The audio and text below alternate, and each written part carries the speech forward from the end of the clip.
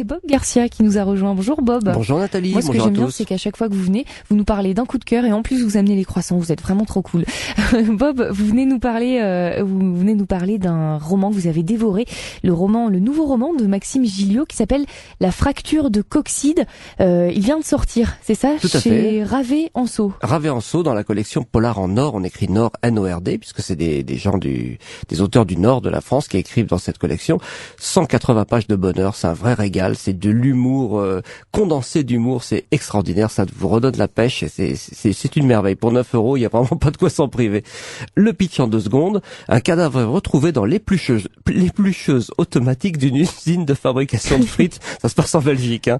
Et les autorités locales concluent un peu vite à l'accident, et il y a des détective français qui est surnommé le Goré, détective un peu hors norme, qui n'y croit pas du tout à cette thèse de l'accident et qui va enquêter à sa manière assez peu orthodoxe. Et alors très vite on découvre évidemment que le mort était membre d'un petit groupe nommé les reculistes qui voulaient revenir en arrière, faire renaître les valeurs de l'art belge classique tout en se moquant des artistes contemporains. Vous voyez le genre de délire dans lequel on s'embourbe.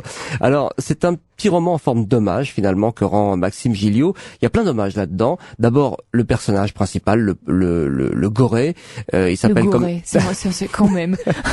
Oui, non mais franchement, il a des raisons parce que il s'appelle comme ça parce qu'il met sa truffe partout et il va creuser un peu comme vous savez la recherche des truffes là. Et en plus il dit lui-même comme il est entouré de truffes, ça le dérange pas de s'appeler le Goré. Vous voyez le niveau.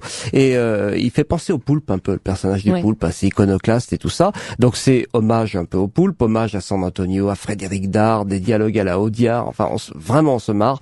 Hommage à la Belgique, parce que ce Maxime Gilliot, il est frontalier depuis toujours et il adore la Belgique et en particulier la Flandre, sa gastronomie, son histoire, son architecture, voilà. Hommage au peintre Delvaux aussi, parce c'est un vrai grand fan du peintre Delvaux. Je l'ai découvert grâce à lui et c'est vrai que c'est magnifique son œuvre.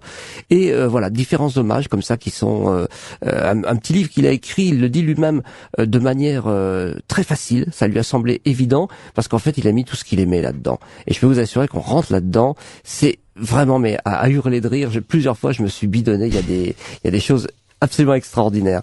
Et en même temps, il profite un petit peu pour régler ses comptes, puisque l'art moderne en prend pour son grade, effectivement. Avec souvent, la sauce des reculistes. Hein. Eh oui, les reculistes, ils sont sur des valeurs un peu traditionnelles, mais l'art moderne, c'est souvent un peu pompeux, un peu pédant. Enfin, voilà, on se prend pas pour je ne sais quoi, à vouloir provoquer les gens, on finit par faire vraiment n'importe quoi. Il les traîne un peu dans la boue, mais en fait, voilà, c'est vraiment à mourir de rire. Donc j'ai adoré ce petit bouquin. Franchement, je vais en mettre. Il y aurait trop à dire en fait, donc je peux pas tout décrire ici. Mais il y a des inventions pratiquement permanentes à toutes les pages, et je vais en mettre toute une tartine sur mon blog et on pourra redécouvrir ce petit ouvrage. Une petite tartine de frites. Le blog de Bob Garcia, c'est tsfjazz.com, la rubrique Jazz Blog, et puis vous cliquez sur la petite photo de Bob et vous allez découvrir plein d'articles. Le livre s'appelle le livre est signé Maxime Gilliot. Il s'appelle La fracture de Coxide et ça vient de sortir chez Ravet-Anso, et vous nous direz même pas comment il s'est retrouvé complètement coincé dans une usine de fabrication de frites, quoi. J'ai pensé que c'était un clin d'œil à Hergé, qui est belge bien sûr, et puis Tintin en Amérique, vous savez, il tombe dans une machine comme ça à frites ou à je ne sais quoi, à faire des cornets de bif, et il m'a dit non c'est un fait réel. Il m'a envoyé le lien, je le mettrai sur mon blog, et il y a effectivement un ouvrier belge qui est tombé dans une machine à fabriquer des frites. Quelle fin formidable c'est horrible hein, ce que je dis là, mais c'est une histoire véritable. Une preuve que la réalité dépasse la fiction. C'est ce qu'il m'a dit, exactement. Merci Bob d'être passé par notre studio.